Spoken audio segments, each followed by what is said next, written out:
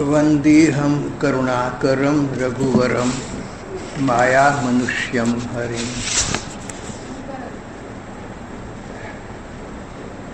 अब श्री हनुमान जी और रावण का प्रसंग आ रहा है। हनुमान जी की वार्ता श्री सीता जी से हो गई तो एक लक्ष्य तो संपन्न हो गया। अब हनुमान जी सीता जी के समाचार राम जी को दे सकेंगे और सीता जी को एक संतृप्ति, एक संतुष्टि तो वो प्रदान कर चुके। कदाचित मन में विचार आया, अब लंका का हाल देखना चाहिए, रावण का हाल देखना चाहिए। रावण का राज दरबार बैठता है, उसका बड़ा प्रताप है, बड़ा नाम है, बड़ी चर्चा है। भले ही वो निंदा के रूप में है, कुख्यात है, लेकिन है तो सही, तो उसका भी पता लगाना चाहिए, उसका जायजा लेना चाहिए। तो मैं किसी प्रकार रावण तक और रावण के दरबार तक पहुंचकर यहाँ की अंदरूनी स्थिति का, आंतरिक स्थिति का अधिक से अधिक पता लगा लूं, इससे पहले कि राम जी सेना लेकर युद्ध के लिए यहाँ आए। सिद्धि साध्य सतामस्तु। तो सज्जन महापुरुष जहाँ कोई विचार करते हैं, विचार की सफलता तो उनके चरण मानो चरणचेरी बन जाती है। एक क्षण में श्री हनुमान जी ने सब निश्चय कर लिया कि आने वाले कुछ समय में क्या करना है। हनुमान जी सीता जी से बोले कि माँ, कुछ भूख लगाई, अशोक वन के फल फूल देखकर आपको आपत्ति ना हो तो थोड़ा उधर पूर्ति कर दूं।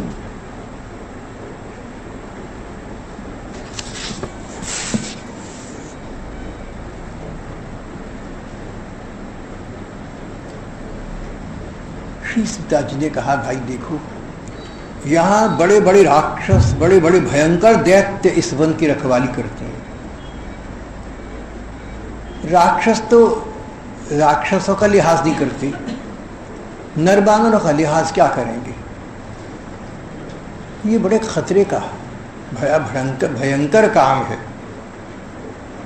मुझे तो ये समझ नहीं आ रहा कि तुम जैसे छोटे मोटे बानर भालुओं की सेना लेकर राम जी आएंगे और इन दुर्धर्ष भयंकर दैत्यों से सामना कैसे करेंगे। मुझे तो हृदय में संदेह हो रहा है। श्री हनुमान जी ने कहा, मां, रूप तो स्थिति के और व्यक्ति के अनुसार दर्शाया जाता है। आपके सामने मेरा ही विनम्र रूप है, आपका तो बच्चा ठहरा मैं, लेकिन राक्षसों का सामना करना हो तो मां देखो मेरा कितना भयंकर दुर्धर्ष रूप है। कनक भूधराकार शरीरा। हनुमान जी का शरीर देखते देखते इतना विशाल काय हो गया जैसे कोई पर्वत हो। अवश्य ही ये भी कोई साधारण पर्वत जैसा नहीं हुआ, स्वर्ण पर्वत जैसा हुआ। और अपना वो विराट विशाल रूप दिखाकर हनुमान जी को ने अपने सहज रूप में सामने आ गए। बोले, मां सुनु माता, शाखा मृग नहीं बल बुद्धि विशाल, प्रभु प्रताप ते गरुड़ ही खाई परम लघु याल।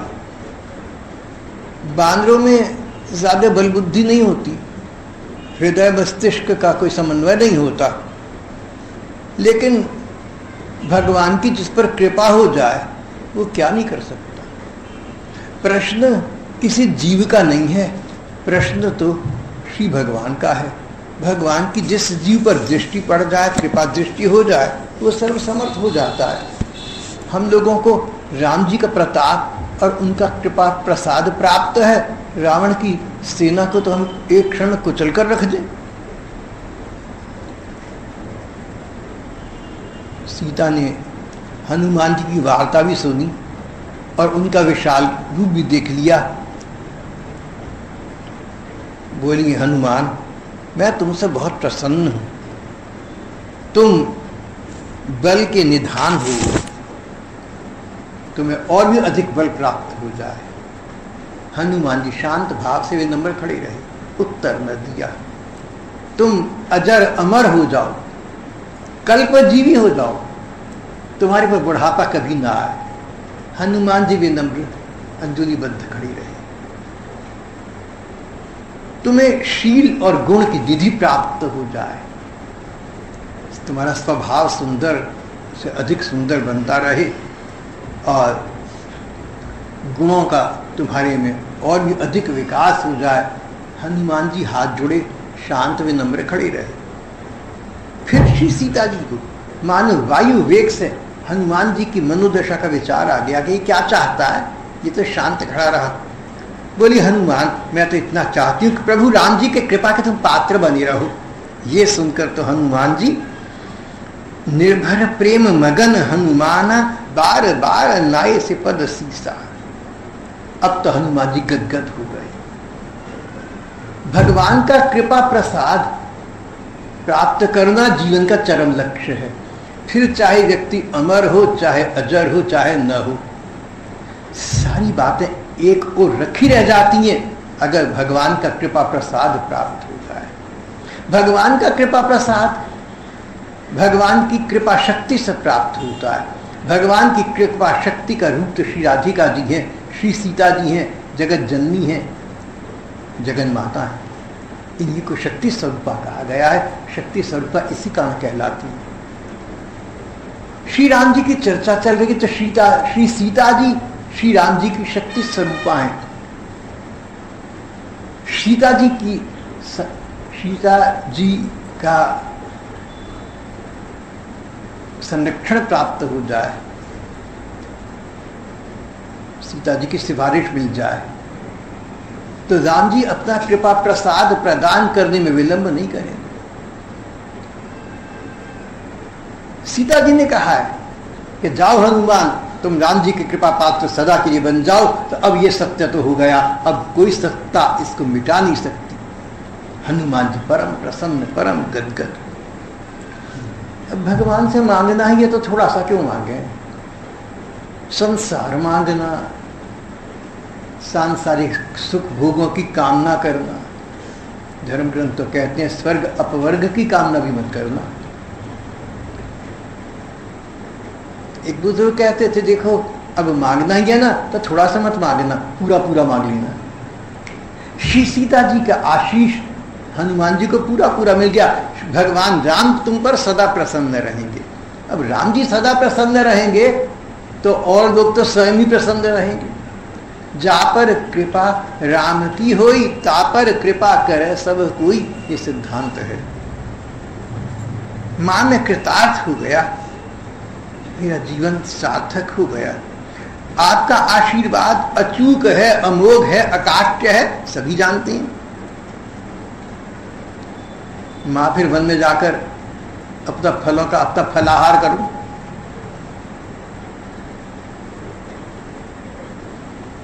सीता जी ने अनुमति प्रदान की तो श्री सीता जी को एक बार फिर माथा टिकाया और अशोक वन के उस प्रांत में प्रविष्ट हुए जहां फल फूलों की अधिकता थी।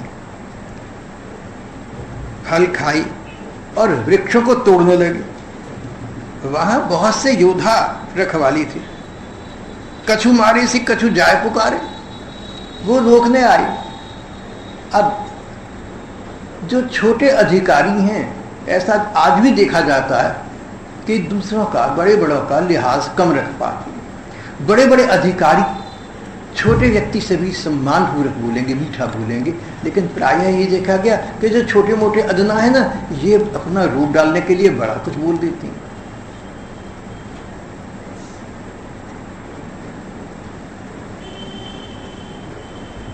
अब ये द्वारपाल, ये रक्षक, ये तो थे ही महाभयंकर दैत्य।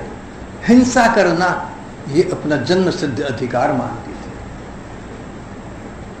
हिंसा का अवसर मिले तो समझते थे भाग्य हमारा, भाग्य का सूर्य उदय हो गया। हनुमान जी बानरों की भांति कोई शाखा तोड़ी मरोड़ी,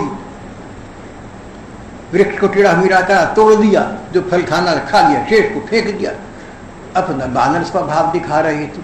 दैत्यों को क्रोध आया, उन्होंने बिना कुछ कहे इनसे युद्ध किया, कबीला ले लिया। देखते देखते हनुमान जी ने कुछ को मार डाला और कुछ ने जाकर रावण से पुकार की, कछु मारे सी कछु जाए पुकारे। जो 150 इकट्ठे आए थे इन पर चढ़कर मारने काटने के लिए, अधिकांश के 1-2 मुक्कों से समाप्त हो गए और जो बचे खुचे थे वो भागे गए। राम जी भागे गए, रावण के पास पहुंचे। रावण के पास पहुंचने के लिए श्री हनुमान जी की यही योजना थी। नाथ एक आवा कपि भारी, तेहि अशोक वाटिका उजारी। महाराज, आज एक बड़ा भारी बंदर आया है। जंगलों में बाघ बगीचे बंदर तो आते रहते हैं, आज तो महाभयंकर बानर आया है, इसने पूरी हमारी बगीची उजाड़ के रख दी। फल खाए, वृक्ष को उजाड़ डाला, रखवालों को मसल मसल कर जमीन पर डाल दिया। ये सुनकर रावण को बड़ा आश्चर्य हुआ, लेकिन उसने आश्चर्य प्रकट नहीं किया। बोला ठीक है, बड़े बड़े भयंकर योद्धा ले जाओ, ठीक हो जाएगा। बड़ी बड़ी भयंकर योद्धा भेजे। उन्हें देखकर हनुमान जी गरजे, कुछ को तो मार डाला और जो अधमरे बचे थे चिल्लाते वापस भागे हुए रावण के पास पहुंचे। रावण समझ गया कि कुछ भयंकर स्थिति हो चुकी है। रावण नीतिज्ञ था, बारीकी को समझता था। चरित्रहीनता के अतिरिक्त, नास्तिकता के अतिरिक्त, मिथ्याभिमान के अतिरिक्त उसमें सब गुण थे। लेकिन यही तो बात है ना कि अगर इन दोषों में से एक भी आ जाए ना, चरित्रहीनता आ जाए, मिथ्याभिमान आ जाए, तो सारे गुण मानो अवगुण बन जाती हैं। रावण के दुर्भाग्य की यही कहानी है। समझ गया कि कहीं किसी बलवान शत्रु की कोई चाल है। 2 बेटे थे, एक अक्षय और एक मेघनाद। अक्षय को बुलाकर बताया। अक्षय ने पिता रावण का इशारा समझ लिया। पिताजी आप चिंता न करें, मैं योद्धाओं को साथ लेकर जाऊंगा, यो मैं अकेला पर्याप्त हूं, लेकिन देख लूंगा, आप चिंता न करें। फिर वही हुआ। अक्षय सहित हनुमान जी ने उन दैत्यों को समाप्त कर दिया। रावण को पता लगा, बोला मैं जाकर देखता हूं, लेकिन मन में आशंका आ चुकी थी। अपने मिथ्याभिमान को सबके सामने प्रदर्शित करने के लिए और अन्य कोई विकल्प न देकर रावण ने ये तो कहा कि मैं जाता हूं, लेकिन मैं जाता हूं का ये भी अर्थ स्पष्ट था कि स्थिति भयंकर है, कि स्वयं रावण को जाना पड़ेगा। रावण जाना चाहता नहीं था। रावण बलवान था, ये सच है, लेकिन चरित्रहीन था, इसलिए उसमें आत्महीनता की भावना छिपी रहती थी। उसमें आत्मविश्वास नहीं था, ऊपर से बड़ा बनता था, मन में अपनी न्यूनता को जानता था।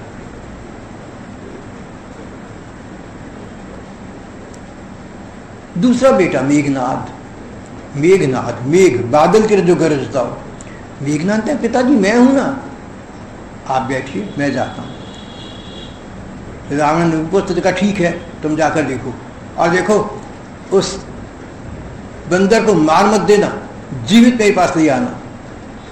इस आदेश में एक आशंका छिपी है, उस बानर को जीवित ले आना। रावण ने ऊपर से ही दिखाया कि वो ये समझ रहा है कि अगर मेघनाद चाहे तो उस बानर को वहीं समाप्त भी कर सकता है। बानर को जीवित लेकर आना, मारना नहीं, ये आदेश ये बता रहा है कि रावण जानता है कि बानर को मार देना भी मेघनाद के लिए सुगम होगा। ये सच्चाई नहीं थी। मनोविज्ञान कहता है कि उसके अंतर्मन में ये आशंका आ चुकी थी कि कहीं मेघनाद का अंत भी अक्षय कुमार वाला ना हो जाए।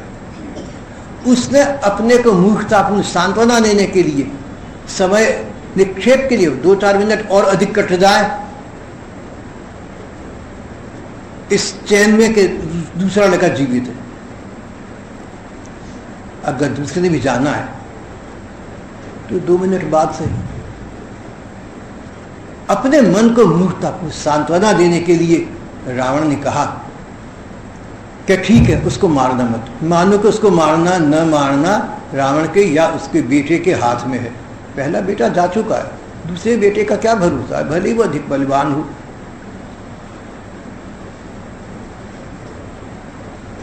यो सामान्य नीति की दृष्टि से कोई एकमात्र शत्रु कहीं फंस गया हो तो उसको मारना उचित भी नहीं है, बुद्धिमत्ता नहीं है। वो जीवित रहेगा तो डरा धमका कर तुम उससे पूरी बात पता तो लगा सकते हो। तो नीति की दृष्टि से भी उचित था, लेकिन रावण ने नीति की दृष्टि से कहा हो ये क्षण नहीं आया था, वो घबराया हुआ था।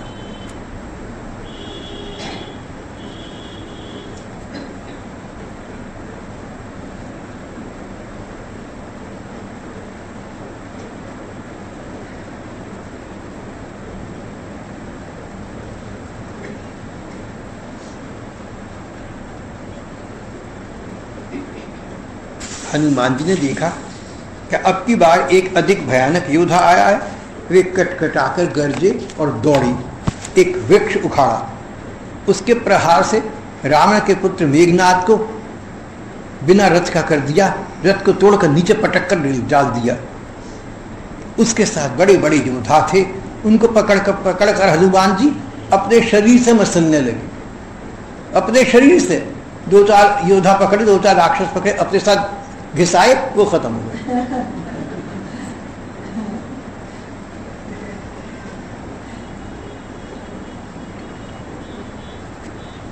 हनुमान जी ने मेघनाद की एक घूसा मारा, वृक्ष पर जा चढ़ी।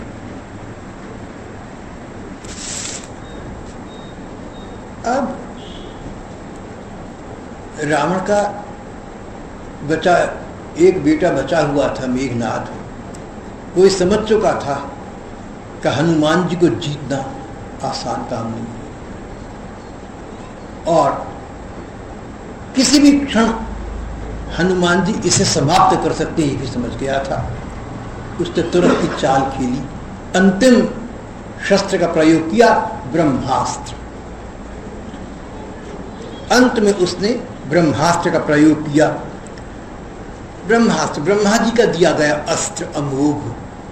हनुमान जी चाहते तो हनुमान जी तो ब्रह्मा जी के बनाने वाले भगवान के अनुचर थे, उनके सामने ब्रह्मास्त्र को अर्थ नहीं रखता था, लेकिन ब्रह्मा जी का मान रखना चाहिए। ये दैवी अस्त्र है, इनका सम्मान करना चाहिए और नीति की दृष्टि से भी यही उचित रहेगा। हनुमान जी की ओर इसने ब्रह्मास्त्र का संधान किया तो हनुमान जी ने सोचा कि ब्रह्मास्त्र की महिमा समाप्त न हो जाए, ब्रह्मास्त्र का मान बना रहे। ब्रह्मास्त्र के लगते ही उन्होंने ऐसी लीला की, नीचे गिर पड़े, संज्ञा शून्य हो गए, बेहोश हो गए।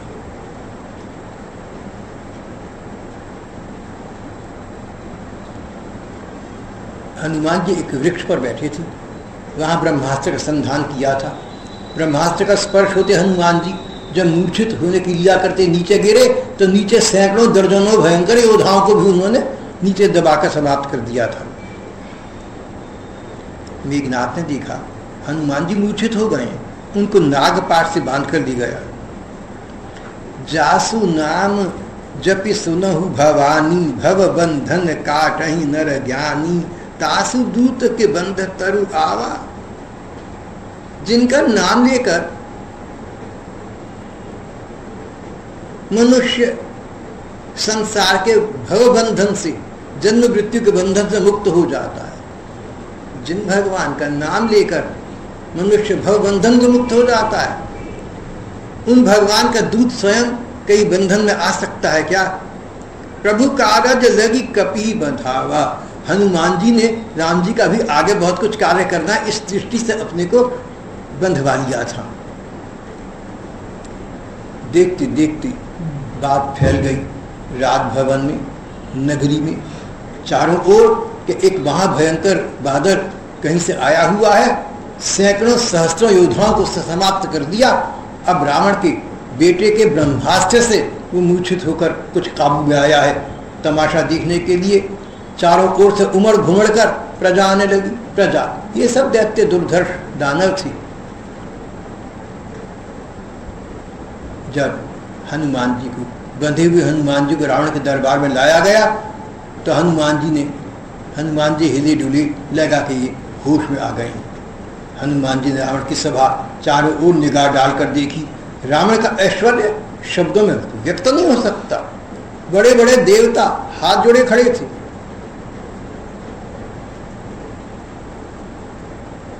वायुदेव खड़े थे। जब प्रभु की आज्ञा हो वायु का झोंका जैसा कहेंगे ऐसा आ जाएगा। अग्निदेव खड़े थे।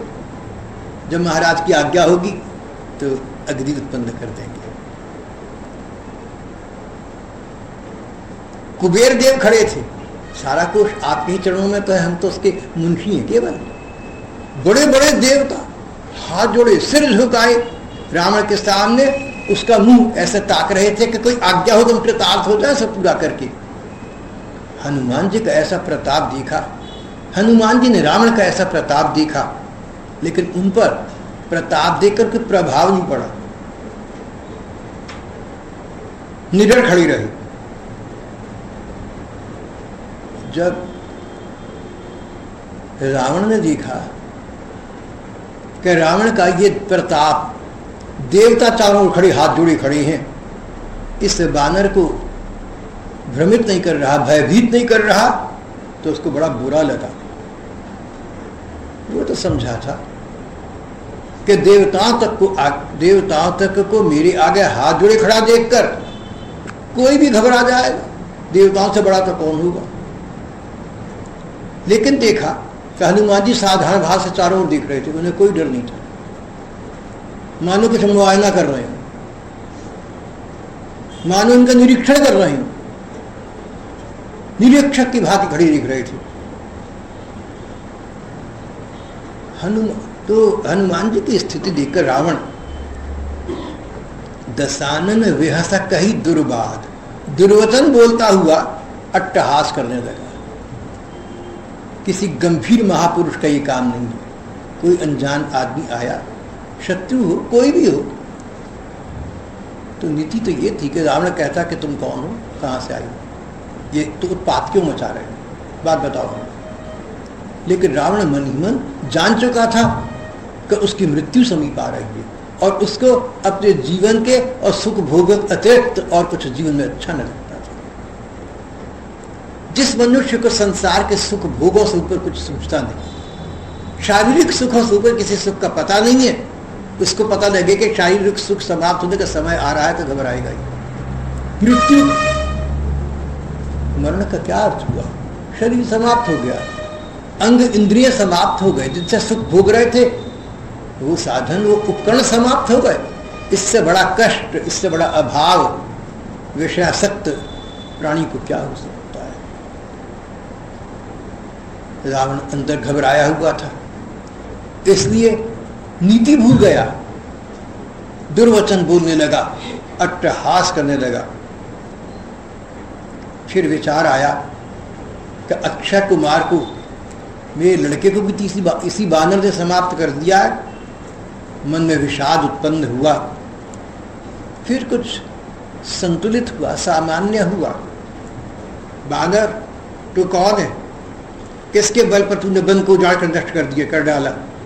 अरे मूर्ख, क्या मेरा नाम, मेरा यश शक्ति कानों से नहीं सुना? मैं तुझे निडर देख रहा हूं। तूने किस अपराध से राक्षस को मारा, बोल। तुझे प्राण जाने का भय नहीं है? एक सांस में रावण ने अनेक प्रश्न कर डाले। अनेक प्रश्न एक साथ कर डालना मनोविज्ञान बताता है। मन डरा हुआ है या उत्तेजित है, घबराया हुआ है।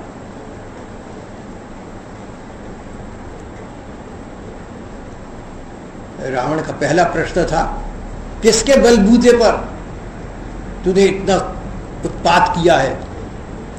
हनुमान जी मुस्कुराकर बोले महाराज, मैंने किसके बलबूते पर किया आपको स्पष्ट बता देता हूं, उसमें आपका कल्याण हो जाएगा। ये तो आप जानते ही हैं कि इस सृष्टि का कभी उद्भव होता है, ब्रह्मा जी सृष्टि को जन्म देती हैं, इसका पालन होता है, विष्णु भगवान करते हैं, फिर इसका संहार हो जाता है, महाप्रलय भगवान शंकर का काम। करोड़ों ब्रह्मा, करोड़ों विष्णु, करोड़ों शंकर जिनके दास हैं, उन मायापति ब्रह्मांडों को बनाने बिगाड़ने वाले परमात्मा, उन भगवान के बलबूते पर मैंने ये काम किया है। महाराज, जिस सृष्टि के एक छोटे से नगर लंका पर आप राज्य कर रहे हैं, जिन प्रभु के बल से आपको छोटा सा राज्य मिला है, उन्हीं प्रभु का मैं सेवक हूं, उनके बूते पर मैंने ये किया है। भगवान की शक्ति माया कहलाती है। भगवान की माया के द्वारा करोड़ों ब्रह्मांड बनते बिगड़ते रहते हैं। भगवान एक और दृष्टि डाले तो न जाने कितने ब्रह्मांड बन जाते हैं, कितने ब्रह्मांड समाप्त हो जाते हैं। उन भगवान के बलबूते पर उनके इस सेवक ने आपके यहाँ ये उत्पात किया है।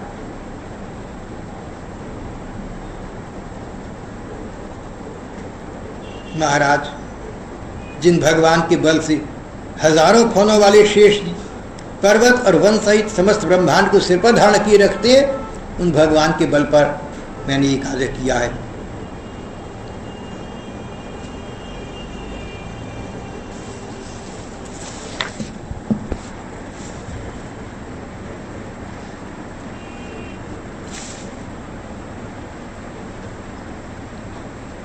वो भगवान जिनके बल पर मैंने ये सब कुछ किया। महाराज, आप जानते होंगे भगवान राम, उन्होंने शिव जी के धनुष को ऐसे तोड़ दिया जैसे कोई छोटी सी पंखुड़ी हाथ में लेकर मरोड़ दे।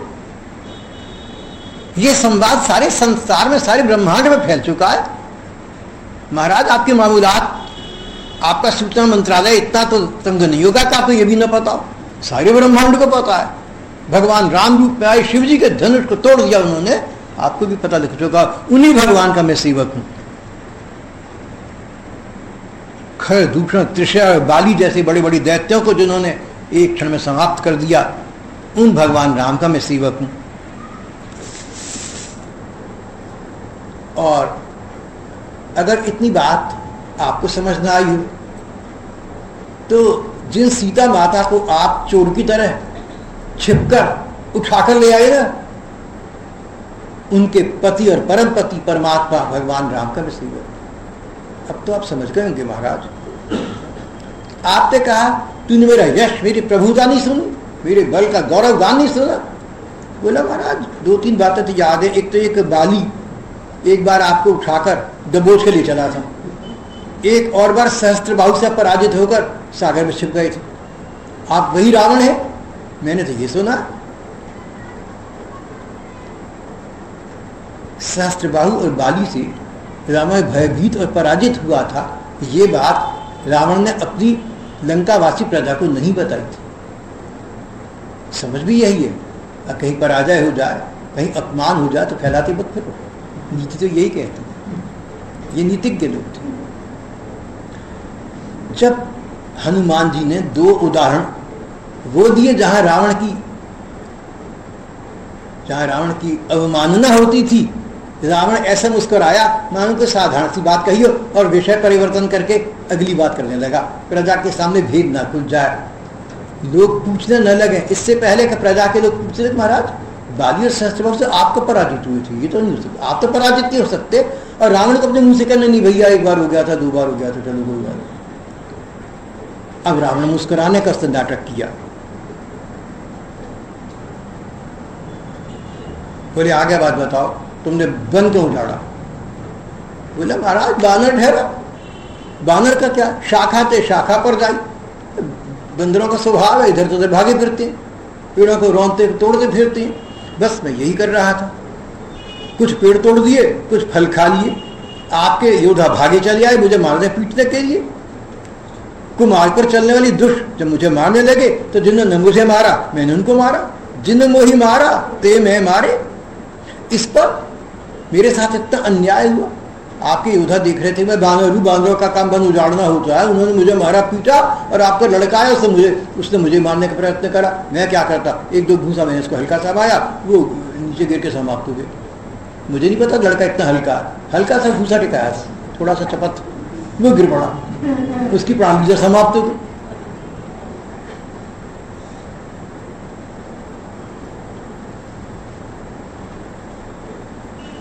आपके दूसरे लड़के ने मुझे बांधकर यहां आपके सामने प्रस्तुत किया। मेरे लिए गर्व का विषय है, क्योंकि मैं यही चाहता था कि आपके सामने आ जाऊं, आपसे थोड़ी देर बातचीत हो जाए। मैं अपने कार्य के लिए आपकी सेवा में उपस्थित नहीं हुआ, अपने स्वामी के कार्य के लिए उपस्थित हुआ। हनुमान जी ने रावण से कहा, स्वामिन हे नाथ, आप मेरी प्रार्थना पर विचार करें। मेरा ये सुझाव है कि आप अपने पवित्र वंश का विचार करें। आपके पिता, आपके पड़पिता बड़े बड़े ऋषि मुनि रहे हैं, आपका पवित्र कुल में जन्म हुआ है। आप पुलस्त्य जी के वंशज हैं, आप विश्रवा के वंशज हैं, ये बड़े विद्वान महापुरुष और ब्राह्मण हुए हैं। अब इनके कुल में आप कलंक न बने, चरित्रहीनता आपके इनके पवित्र कुल को कलंक लगा रही है। किसी की पत्नी को छिपाकर हर कर ले आना, घर में छिपा लेना, ये बातें यश को समाप्त कर देती हैं। मैं तो कहता हूँ आप सीता माता को राम जी को वापस कर दे। राम जी साक्षात परमात्मा है, साक्षात भगवान है, मानव के रूप में केवल लीला कर रहे हैं। अगर आप राक्षस लोग सीता जी को वापस करके उनके चरण शरण ग्रहण कर लेंगे, वो आपको क्षमा कर देंगे, आपका राज्य बना रहेगा। नहीं तो उनका तो अवतार आपसे दुष्टों को समाप्त करने के लिए हुआ ही है। मैं तो एक मित्र की भांति आपको परामर्श देने आया। महाराज, राम जी वही भगवान है जिनसे भय विभय खाता है। आप उनके शरण ग्रहण करें।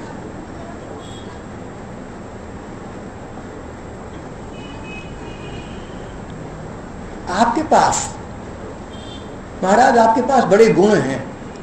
आप वेदज्ञ हैं, आप शास्त्रज्ञ हैं, आप धर्मज्ञ हैं, आप योग शास्त्र पुनीत हैं, सिद्धि चमत्कारों के तमाम आप देवता हैं। आपकी बाहुबल की समानता नहीं है। एक ब्राह्मण के अनुरूप धर्म ग्रंथ का आपने विशद आद्योपांत अध्ययन किया है, ये सब गुण आप में हैं। लेकिन जिस प्रकार बसन हीन नहीं सोह सुरारी, जिस प्रकार किसी गहनों से सजी हुई महिला निर्वसन घूमे तो शोभा नहीं होती। शोभा वस्त्र धारण से है। आभूषण तो बहुत धारण किए, लेकिन वस्त्र धारण न किए शोभा नहीं होती। इसी प्रकार महाराज आप उस निर्वसन महिला की भांति हैं। अगर आपके हृदय में भगवान के प्रति प्रीति नहीं, अगर भगवान के प्रति उन्हें श्रद्धा भावना और प्रेम नहीं है, तो कुछ भी नहीं। फिर सारे आपके आभूषण, सारे आपके गुण व्यर्थ हो जाते हैं। राम विमुख पुरुष की संपत्ति प्रभुता चली जाती है। उसका पाना न पाने के समान है। आपका यश, आपका गौरव, आपकी प्रतिष्ठा, आपका मान सम्मान, महाराज ये बरसाती नदी से अधिक कुछ नहीं है। जब तक बरसात होती है नदी बहती है, बरसात समाप्त नदी सूख गई। आपका वही हिसाब है। ये आपका जब तक काल साथ दे रहा है और जब तक राम रूपी भगवान राम काल के रूप आपके सामने नहीं आए, तभी तक आपका ये यश है, ये वर्चस्व है। आप राम जी के सामने समर्पण कर दें तो आपका ये वर्चस्व स्थायी और शाश्वत हो जाएगा।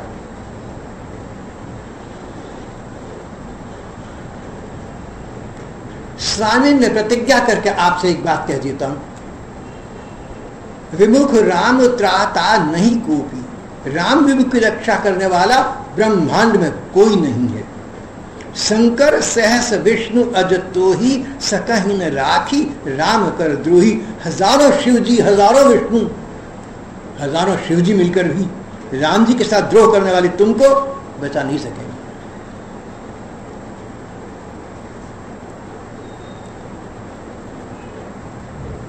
हनुमान जी राम जी को भगवान विष्णु का अवतार नहीं मान रहे।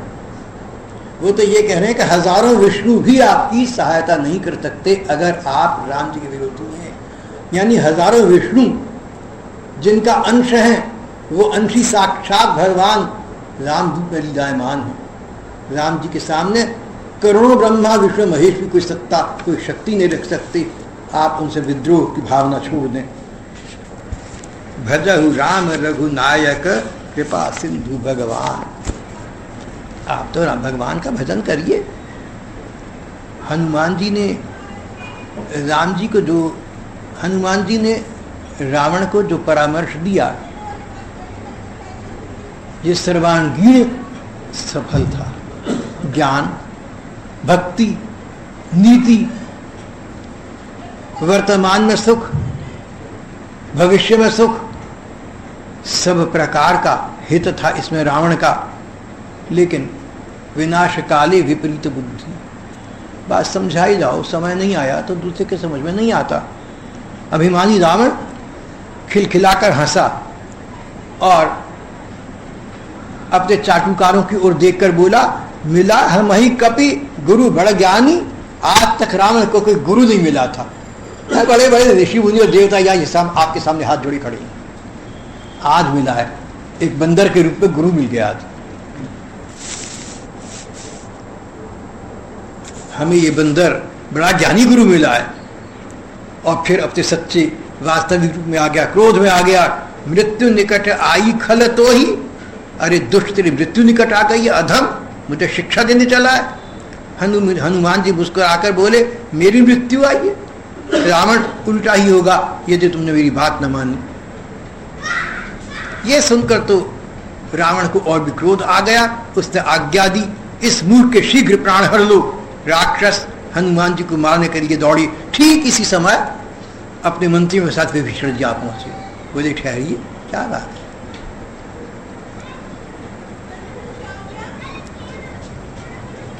अब चाहे तो ये कहो कि हनुमान जी भगवान के परम भक्त हैं, उनकी रक्षा के लिए भगवान ने विभीषण को भेज दिया। साधारण भक्त हो तो यही बात है। लेकिन यहां ये बात लागू नहीं होती। भला हनुमान जी का अगर विभीषण न रोकते, न बीच में आते तो भी क्या हानि हो सकती थी।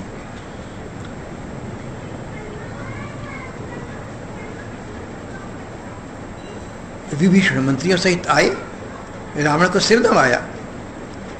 बोले, महाराज मेरी मति ये है कि किसी के दूत को मारना नीति नहीं है। दूत स्वतंत्र नहीं होता, उसका अच्छा क्या और बुरा क्या। प्रत्येक राज्य को चाहिए कि कोई दूत दूसरे राज्य से आया हो तो उसको मृत्यु दंड कभी ना दे, अन्य कोई दंड आप दे सकती है। रावण मन में जानता था कि हनुमान जी को नष्ट करना असंभव है। ऊपर से तो दिखावा किया था ये कहने का मार दो इसको। मन में ये था कि अगर किसी प्रकार अनेक दैत्यों ने मिलकर हनुमान को मार दिया तो मेरी मृत्यु टल जाएगी। लेकिन मन में अविश्वास था, जानता था हनुमान जी कोई मार नहीं सकता। विभीषण का ये कहना कि ठहरिए। रावण ठहरना ही चाहता था, आदेश तो दे चुका था, लेकिन चाहता यही था कि इस अपयश का भागी न बने कि हनुमान जी को मारने की आज्ञा दी थी, सारे राक्षस मिलकर भी मार न सके।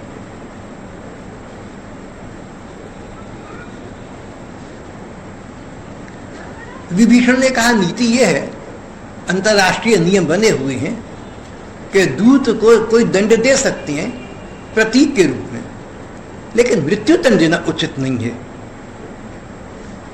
रावण हंस पड़ा, बोला, ठीक है, विभीषण ऐसा कह रही हैं, जैसा ये कहते हैं वैसा कर लो, लेकिन हाँ, हम इस बंदर को अंग भंग तो जरूर करेंगे। इसकी पूंछ में आग लगा दो, तेल में कपड़ा डुबोकर इसे इसकी पूंछ बांधकर फिर आग लगाओ। बंदर की ममता पूंछ पर होती है, जब बिना पूंछ का बंदर अपने स्वामी के पास जाएगा।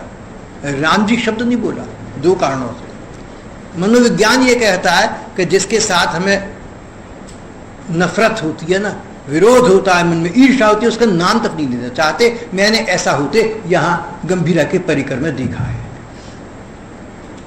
मैंने देखा है ऐसा।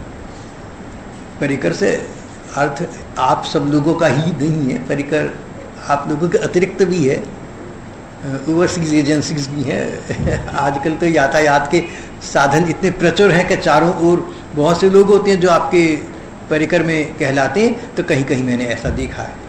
मैंने कई लोगों को पकड़ा, मेरे मन ने कहा कि इस व्यक्ति के मन में किसी दूसरे के लिए कोई विरोध है, उससे पूछा, बोला नहीं।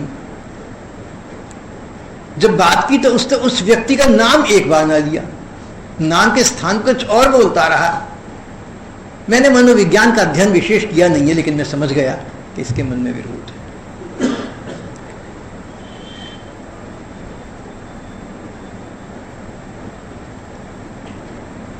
रावण बोला, ठीक है, बंदर की पूंछ में आग लगा दो, भस्म कर दो उसे, जब ये उसके पास जाएगा, अपने स्वामी के पास। राम नहीं कह रहा। और दूसरी बात, अध्यात्म ये कहता है कि भगवान राम का नाम निकलने के लिए बड़े पुण्य कर्म चाहिए। पापी के मुंह से भगवान का नाम नहीं निकलता।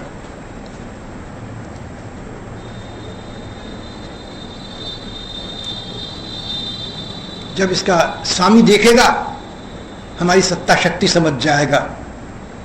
रावण के वचन सुनकर मूर्ख राक्षस वहीं पूंछ में आग लगाने की तैयारियां करने लगे।